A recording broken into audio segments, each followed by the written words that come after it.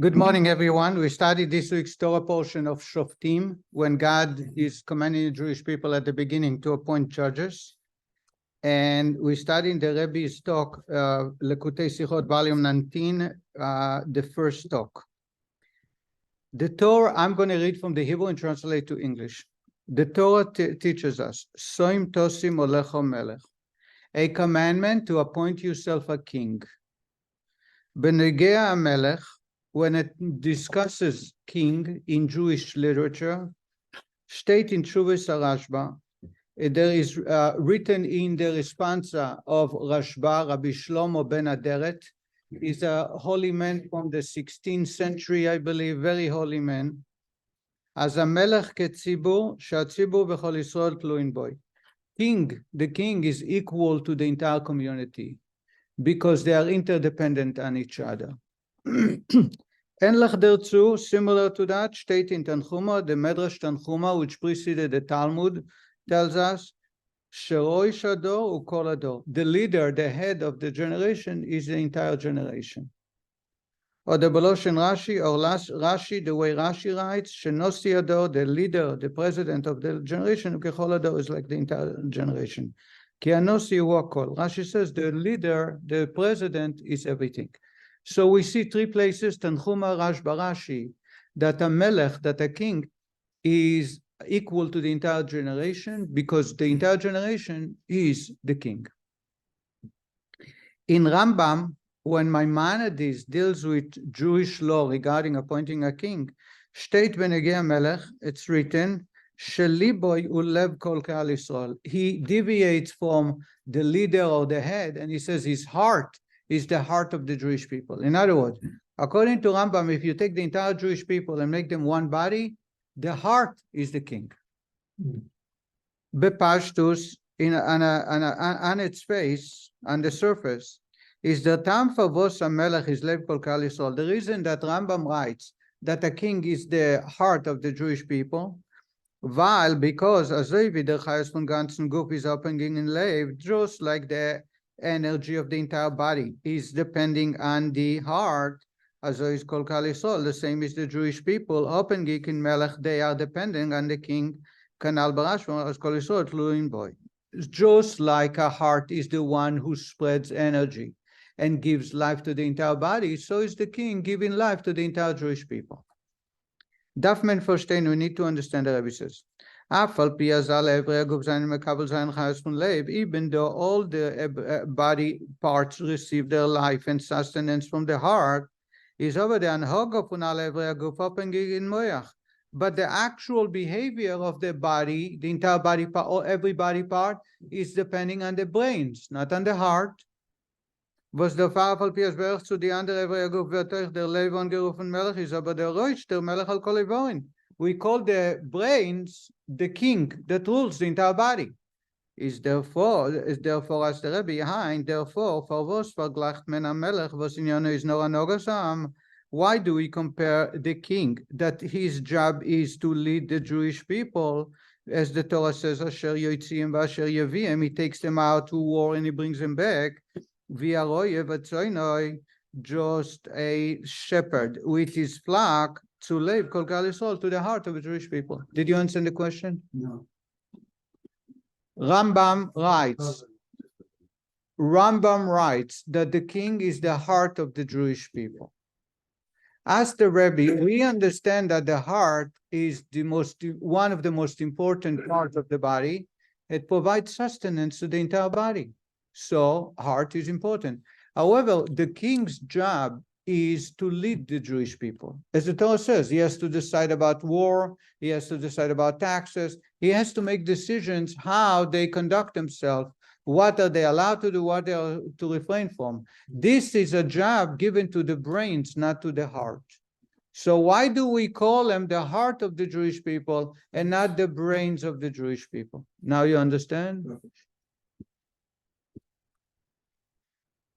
Now the rabbi is going to go on to another Jewish leader and contrast it with a king. That answer that question? Not yet. To answer, we need to get into understanding the job. We need to understand the purpose of a king, the job of a king that God asked us to appoint. So the first thing the rabbi is going to do is contrast it with another leader among the Jewish people, which is Nasi. Nasi is a president. Modern day, trying to translate this version, or the leader. The leader is called Nasi. Rosh Hashanah. Rosh Hashanah is the prime minister. No, Nasi. We're going to use the word Nasi or president, but the president is also appointed by the Jewish people. And he is also very important, and now we need to understand the difference between king and Nasi. So you're talking about appointing, they vote for him, is that how they appointed? Which one? Nasi? Nasi. Nasi they appoint. King they appoint together with God's approval. It's in the text in this week's Torah Portion. B'Torah shebechtav loshon Torah, in the written Torah, in the 5 books of Moses, gefindmen benegel lemelech echdeter Nasi. We also find that a king is termed, or is titled Nasi. Nasi is a president. We read in the book of Leviticus, Asher Nasi yechta. If a Nasi sinned, they have to bring a separate sin offering. The word, if a president sinned, let's see how we translate Nasi. It is Leviticus 4:22. I want to see. And Rashi says that the Torah is referring to a king.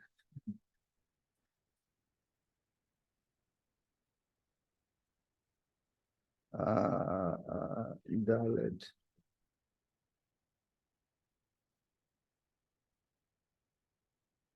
Asher, if a Jewish leader sins, okay? So he has to bring a separate, sometimes when they commit a sin, they are not treated like the regular people. They have to bring a separate sin offering by themselves, and it's done differently. That's Torah law. Why, I don't know. But when the Torah says a Jewish leader sin, Rashi says, Ze melech. Ezeu Nasi, who is this leader? Ze melech. It's a king. So we see from here, says the Rebbe, that even the king is called Nasi. Afal Pichen, even though the Torah uses the term Nasi, leader, for a king, we find that in a simple way, Atoyer Melech Greser v'Atoyer Nasi. The title king is far greater than the title leader or Nasi. Because Nasi is sometimes the leader of a tribe. If you read about the tribe leaders, they are called Nasim. Vayakrivu Nasi Amishkon, Vayakrivu Nasim. Bayom Rishon Nasi Livnei Yehuda. Bayom Rishon Nasi. Nasi is the leader of a tribe, a leader of the Jewish people. So a king is all inclusive. Nasi is a leader. It can be a smaller leader just over a tribe. Uvinyanenu, in our discussion, we find that Nasi Ador Beloshen Rashi wird angerufen b'medrash Rosh Ador. The word Nasi also is the leader, the head of the generation. Wird die Shaila Anal comes back the question we ask, noch starker, even stronger, much deeper. Wie kommt es? How is it possible as a melech was is greater via Nasi? How is it possible that a king which is far greater, a step above, few steps above a Nasi, a leader, is called, we call him the heart of the Jewish people and not the head of the Jewish people. After all, his job, the first point, there are 2 points to the question. The first point is, the purpose of a king is to lead, to instruct how to conduct themselves, and that's the job of a brains, not the heart. And number 2, you have another leader called Nasi, leader, and it can be a leader for a tribe, a leader for the entire Jewish people, but it's definitely a step below king. And that is something you can call the heart. The brains should be on the king, and yet Rambam defines a king, the heart of the Jewish people. We can understand that with the following introduction. Beloshen Chachomim, in the words of in the language the sages use, is a chilukik between the Torah Melech and Nasi. There is a major difference between king and the leader, a leader. Melech, king, is kipshute beloshen Torah. is simply, as the Torah appoints, instructs us, a king is appointed for the rest of his life for many, many purposes. He is in charge of taking wars, decision of war or to retreat. He's decided about taxes. He's decided about every matter that deals with the public.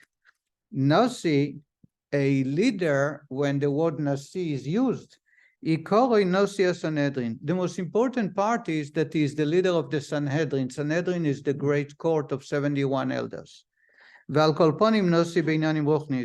In other words, says the Rebbe, his job is on spiritual matters. If God wants us to do this or God wants us not to do. When does Shabbat begin? How do you define sunset? How do you define the holiday? What constitutes celebrating a holiday? What constitutes fasting? That's Nasi.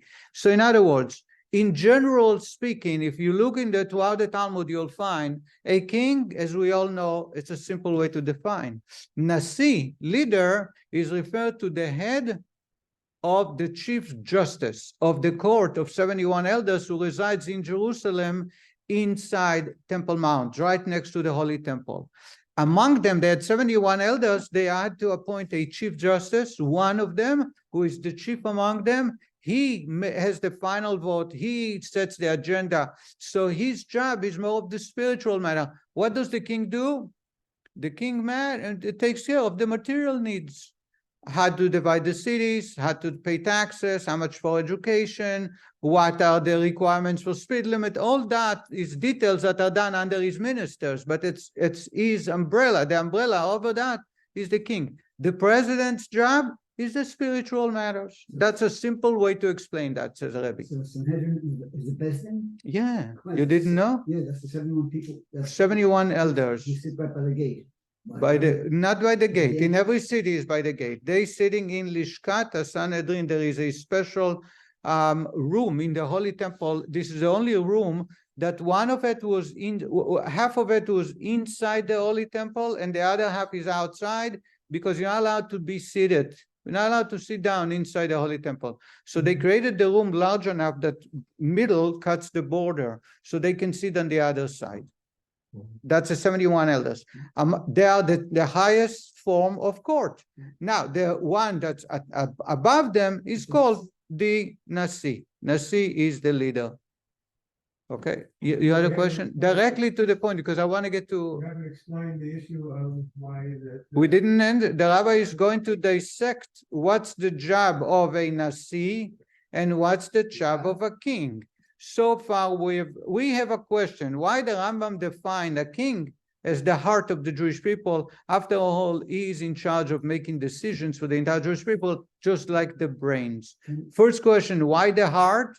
Second question is, when you compare him to a leader, Nasi, it's seemingly that the Nasi should be the heart and the king should be the brains, and yet we call him the heart. Now we go back. The Rebbe says, to understand that, let's define each one's task of these two leaders. You have one leader, Nasi. Sometimes it's only of the tribe. Sometimes the entire Jewish people. But in general, Nasi is the one who leads the Sanhedrin. And therefore, whenever case is brought before them, they decide, they judge. So a Nasi, the chief justice, is more of in charge of spiritual matters to define what God wants. A king has to make decisions, all of the material issues that involve running the country. Just a minute.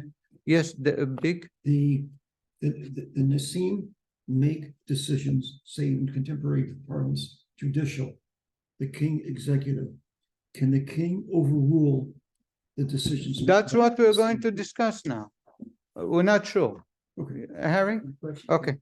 Can one override the other? That's the goal of our discussion. We want to define the idea of what a king. Nobody does it as good as the Rebbe. It's just unbelievable. There are other talks here about other topics in this portion that I was torn about which one to teach. But this one is the shortest, so I hope to finish the whole topic. Und wie the Mishnah sagt, the Rebbe is going to prove the point of what a Nasi, how a Nasi is defined. The Mishnah teaches us Nasi ve'av bezdin. Nasi together is a title of the chief justice of the Bet Din of the court. Of the Gemara, as the Gemara tells us, Hillel shekorinos Nasi Yisrael. Hillel was the Nasi in his time. They appointed him Nasi because he answered a question that nobody knew. Rabban Gamliel didn't know, so Hillel came from Babylon. He knew the answer. Anybody knows that story? No. They had a question about bring Passover on Shabbat. If Friday night, if Passover falls on Saturday night, are you allowed to carry knives to slaughter the Paschal offering in the temple on Shabbat? And they didn't know what to do. Rabban Gamliel forgot. He was the Nasi. So Hillel was a Babylonian. He just arrived from Babylon, and they turned to him and says, "Yeah, I know the answer. The answer is you're allowed to, but the best way is stick the knife in the hair of the sheep. Let the sheep carry it, and you don't carry it." And then he says, go and see how the Jewish people are acting, and you'll know that's God's desire without ruling. And that's exactly what happened. They saw everybody stuck their knife to slaughter the animal in the yard of the temple. They stuck the knife in the slaughtering knife in the wool, so they did not carry. And that's the rule. So Rabban Gamliel got off and says, I don't deserve to be a president, to be the leader. I want Hillel to become the leader. And Hillel became the leader. And then for 10 generations, it continued on, his children continued on, I believe. So Hillel is called Nasi.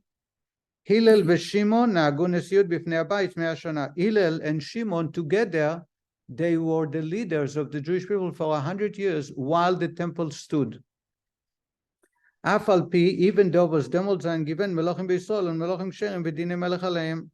Even though at the same time they were kings and they were kosher kings and they followed Jewish law, yet you did appoint Nasi. In other words, the rabbi is bringing up one point. The idea of a Nasi is the leader that decides spiritual matters. And we see the world leaders, Nasi, of the entire Jewish people, even though at the same time you have kings. And they are kosher kings, and they follow the Torah way. Because 100 years of the Second Temple is the time when there are many Jewish kings. Bees, so much as this is a chiluk yikori badin, there is a Jewish law that differentiates between a leader, a Nasi, and a king, which is Nasi shemachal al kvodo, kvodo machul, melech shemochal al kvodo, ein kvodo machul. Jewish law tells us that if a leader of Nasi gave up his honor, let his honor be passed, he is entitled to. A king is not allowed to give up his honor. Did you understand that? If someone wants to call somebody to the Torah, the president of Jewish people is here, he should be called first. But what if his father is here, or his grandfather, or someone, his teacher, and he says, I'm foregoing my honor. You can honor my teacher. You can honor my brother-in-law. Then you're allowed to obey and honor somebody else. If there is a king here and he says, I'm sorry, my older brother is here, my father is here, we say, I'm sorry, you cannot forego your honor. So we see a clear distinction between Nasi and king. Nasi will give up, allowed to, and king is not allowed to. And there are many, many Jewish laws that would apply in these cases. V'yesh loimar, and we can say, mistaber loimar, and make sense, as Elder says, the chiluk b'loshen Torah and dargas Nasi b'melech v'zayin b'melech atzmai. There are two different levels within a king himself. The king also, you find the word Nasi. As I told you, in the Leviticus, when the Torah uses Nasi, who sinned, Rashi says this is a king. So we see the letter Nasi, the title Nasi, which is a leader, is also referred to a king. From the Chilukim zwischen a Melech and a Nasi, what's another difference between a king and a leader? Aleph, first, a Melech, a king, is in Yana Lasset Mishpat Milchamos. A king is to rule, to decide, and to fight wars to defend the Jewish people. Or as the Torah teaches, it takes them out to war and bring them back from war. But not teaching Torah. They are not allowed to rule. They're not allowed to preside as judges. When David, even the exception of the house of David kings, that they're allowed, Donim Emesom, they're allowed to preside as judges, is aber in Sanhedrin. You do not see them on the Sanhedrin, they can preside as judges separately. In other words, what the rabbi is saying is, a king teaches Torah to the entire Jewish people. But more importantly, he decides about wars and about running the show for the Jewish people. Can a king become a judge? Torah law tells us that a king should never become a judge. Cannot. The exception is the house of David. Malchei Beis David, the kings of the house of David, Danim, they are allowed to judge. We know famously King Solomon was a judge. You know the story? Slid in the baby. He was the king already. King David. Anybody knows the story about the egg in the guest? That did never share that with you? No. It's a very powerful story, so I'm going to share it with you. But Ali, you're going to stay an extra 5 minutes. It's a story. You're going to miss the story. The story is very briefly. King David, every morning on his way to his palace, he from the palace to the courthouse, he used to be a judge. And the way to the court from his palace, he would go by farms or people, a village, and he would see a man. He would see. I'm sorry. A case came before King David once. He was in the court, and the case came with the following. A man was invited to a party, and as they entered the party, everyone had an egg placed before them on the plate as an hors d'oeuvre, to open up before the official party begins and the dinner is served. Next to this man sat another man who was very hungry. He did not have breakfast or lunch, so he ate his egg. Immediately upon finishing his egg, he realized nobody else ate the egg, so he was very embarrassed. So he turned to the guy next to him and he says to him, will you mind selling me your egg and I'll pay you 5 times to spare his embarrassment? And the man says, no, why should I? He says, how about I pay you 10 eggs? He says, no, 100 eggs. He says, tell me what you want. I can't be embarrassed. And the man says, should I pay you for the entire meal? Whatever the person paid for this meal, I'll pay you. And the man says, no. So he said, tell me what you want. I must have the egg. Otherwise, I'm so insulted. So I think there were 2 eggs. And the guy asked for 1 egg of the 2. So he had 1 so the man said to him, I have a deal for you. I want you to pay me. I'm willing to give you an egg. And the deal is you return back an egg. However, if you forget to return the egg, we're going to count how many days have passed. And if that egg could have been hatched by a chicken and produced chicks, then you'll have to pay me for a chick. But if it took longer and that chicken grow and produce eggs and produce chicks also, you'll have to pay me. So the longer you take, the longer you pay me. But you can pay me tomorrow with an egg and it's no problem. You can pay me egg in 2 weeks and you'll pay me with chick, which is only another 20%. But remember, by the time you come back to pay me, you'll have to pay me the value of the egg that it can be producing. And the man right away jumped. He said, sure, no problem. He was planning, and he ate the egg. He was planning to pay it back the next day. However, he was a very busy man, and he forgot about it. A year and a half later, somebody knocks on his door and says to him, hi. They signed a document, by the way, and they had 2 witnesses signed. So he says to him, here is my accountant, Mr. Friedman, and he has the exact tabulation to show that you owe me 700,000 because those chicks produce eggs and it grew. And I want 700,000. The man says, that's my home. I'm going to be homeless. And the man says, I'm sorry, you made a deal, right? You agreed, and there's 2 witnesses. They said, okay, here's your signature. So he took him to court. They went to King David. And David, the king, turned to the man and says, do you admit to everything that the man said? And he says, unfortunately, yes, I can't deny it, but I just don't have the money. And King David says to him, that's not part of Jewish law. In Jewish law, it's inadmissible. I don't have money. You should have not made the deal. You made the deal and you had a way out, right? You could have paid a day later, a week later, it will cost you pennies. Now let's look at the numbers. Looked at the numbers, so it's a conservative figure. And it says you owe him. The verdict is 700,000. The man doesn't know what to do. He can't go home to face his wife. She'll divorce him. So he's sitting, walking in the streets of Yerushalayim, crying, tearing. Suddenly somebody turned to him and says, hey man, why aren't you happy? He looks, he sees a little 10-year-old boy. He says, doesn't matter, my world has ended. And the man says, no, tell me, because I want to make you happy. You should be happy, you shouldn't be sad. God has created us for a reason. And the man says, please, don't bother me. I just came out of the court. He says, oh, you just got, this is the reason you said? He said, yeah. He says, why don't you share with me? It says in the Torah that if you share your sorrow with somebody else, it lifts off some of the weight. Lighten the burden. So the man says, you know what, I have nothing to lose. Let me tell you the story. When he was done, the child says to him, I have an answer for you that will exempt you from paying anything. And I happen to be the son of the king. I happen to be Shlomo. Oh. And he gave him can you figure what the solution that he gave him? What answer? He was able to make the guy not pay that amount.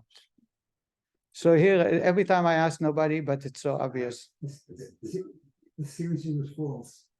He admitted. Or the Baldin Kemei Eidim Dami. If the party admits, it's like 100 witnesses. Yes, that's the one. He says to him, tell me, was it a soft egg or a hard-boiled egg? Oh, and it couldn't be used for. He says, well, it was a hard-boiled egg. That's it. No more. He says, it's a hard-boiled egg. It doesn't produce anything. All you owe him is one egg. Thank you. But you heard it from me. Because every time I say nobody knows, I am sure you heard it from me. So now listen to the end of the story. He says to him, but once the king issued a ruling, you can change it. You cannot call him on such a foolish mistake. So what are we doing? And King Solomon says, I have an idea for you. Where do you live? He says, I'm living in such property. He says, great. My father goes by every morning to the courthouse. He's walking by your field. I want you to stand there and make yourself planting and take a cooked onion and put it in the ground. Make sure it smells. And my father, whenever he walks by, he greets everybody. Good morning, how are you? Farmers, anybody. When he greets you, he's going to look at the pot that you're planting onion, and he's going to say to you, what are you doing? And you say to him, I'm planting onions. And he'd say to you, these are the onions you're planting. After they've been cooked, they're not going to produce. And you say to him, if a cooked egg can produce chicks, why shouldn't this produce any onion? And the next morning, that's what he did. He stood by his field and he started then. And the king passed by. Hi, good morning. How are you? How's God? Is God with you? And then he said, what are you doing? He says, I'm planting onions in my field. He says, planting onions from the pot after you cook them? He says, well, if a cooked egg can produce chicks, why it shouldn't? And the king turned to him and says, were you from this case yesterday? He says, yeah, I was the one. He says, go call the other guy back to court. So they went back to court, and the king turned to the other guy and he says, when you made a deal with him, did you give him a raw egg or a cooked egg? And he says, I gave him a cooked egg. He says, well, pay him back a cooked egg, and that's the end of it. Now, you can tell that it's a smart of King Solomon, but the sages, or the one when I read it as a child, shows the righteousness of King David, that he wasn't ashamed to admit that he was wrong, and such small technicality. A judge must verify all the details. This is an obvious issue that they should have verified, yet he was not embarrassed to say, I made a mistake. So we see that kings also, only the house of David are able to be judges. But otherwise, no king is allowed to judge, because it creates a lot of friction. So here is a difference between a king and a judge. the judge will preside over disputes and spirituality. Kings are forbidden from doing so, except the house of David.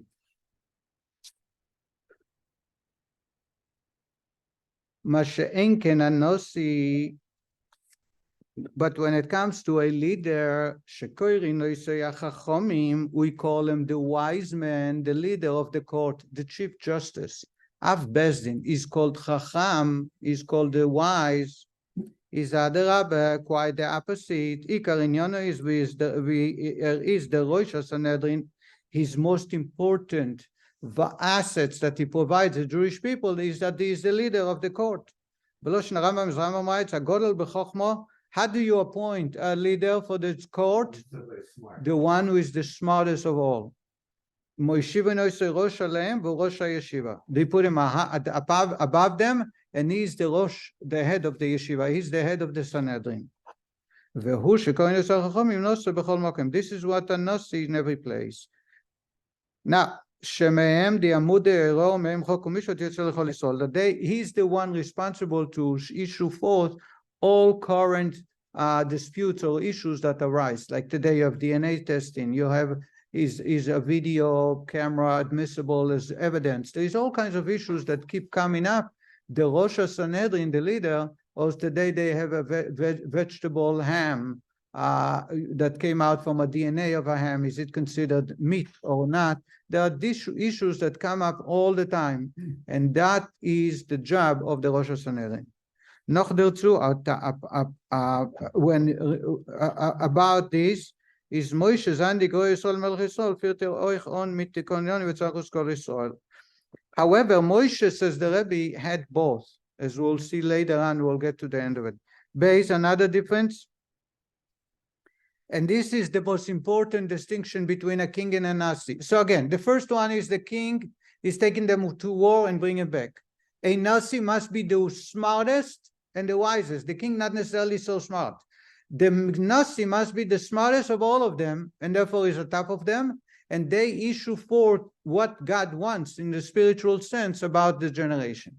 Another difference, a melech, a king, darf der Am zustellen im alle seine Rezeunes. Wie der Rambam ist Meich, als Melech, ולוקח מן העם הגיבורים והסמן חי למרכבתו, לא רוצה לפוניו, ולוקח מן בעלי אמונוס, ולוקח הסודות ושלמעשה מן הזוהים. Says the Rebbe, the king, there is a mitzvah for the people to support him for all his desires. He can take any man to become his shofar, or people to announce before that he shows up, to make sure he can take 10% of all the crops. He can take a tax from all the farmers without giving a reason, without justifying, because they need to provide all his desires. So if he wants to have an Air Force One, not one, but 3 Air Force One, so that for whatever reason, one for his children, one for his in-laws, they must provide all his desires. Mashenkin and Nasi, to contrast that with a leader, the Nasi of the court, even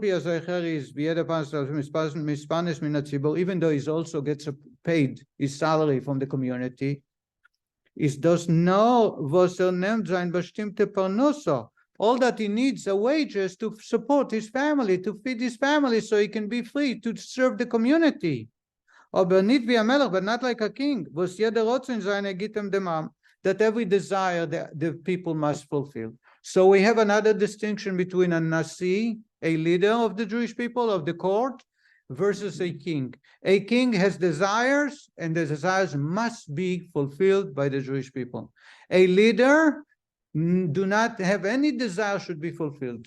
If he decides he wants to drive a Tesla, and the community figure that he can drive a Ford, that's the case. If you have the money, you can do it. If you got an inheritance, you do it on your own. You get the wages, the salary, a very respectful number, very respectful amount, so he can live very, very comfortable. However, if he has certain desires, there is no way he can go back to the people and demand that. You understand that? Good. Od der Inyan, this thing, as a melech nemt als von dem Am, weiß v'adavar v'yifuchoi. The Rebbe says that the fact that a king, I'm going to give you a summary because we're coming to the end here. The Rebbe says that the fact that a king is getting from the people everything that he can desire is giving us two opposites. On one hand, we see that his sustenance and all his desires are fulfilled by the people. In other words, he must go to them to ask for it. It's not his private money, it's money of the people. On the other hand, he has no limit. He can ask for whatever he wants, even if it's not about basic needs or even more than basic needs. So if he decides he wants to have a house for himself in every town, they have to provide it. On the other hand, he cannot do it with his own money. It must be with public funding of the people, and it becomes his private. But so on one hand, he needs to have the community to provide his needs. On the other hand, he can ask from the people whatever he wants without any limitation. And the Rebbe says, this is the idea of a heart. What's the idea of a heart?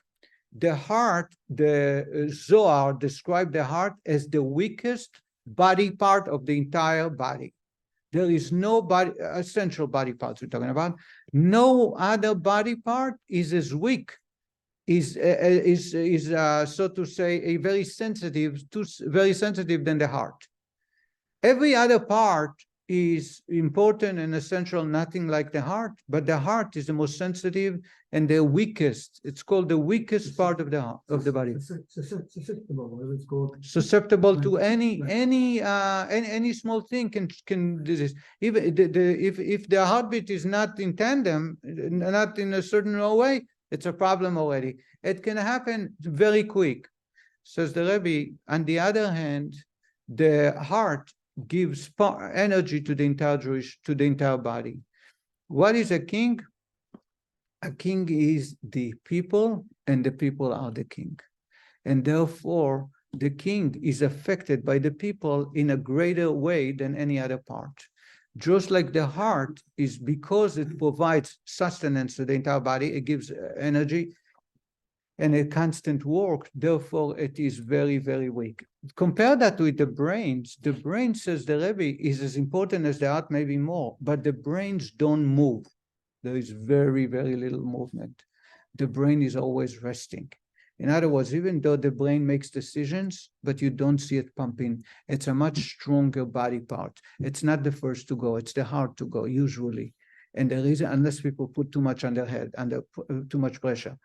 And the reason is because the heart is always in a move. The heart is always part of the entire body and has to take care of them. That's why it's affected by the body. If you don't eat well, you don't exercise, or you over-exercise, the other body parts will affect the heart rate, and the heart will stop. In other words, it's an interconnection that cannot be separated.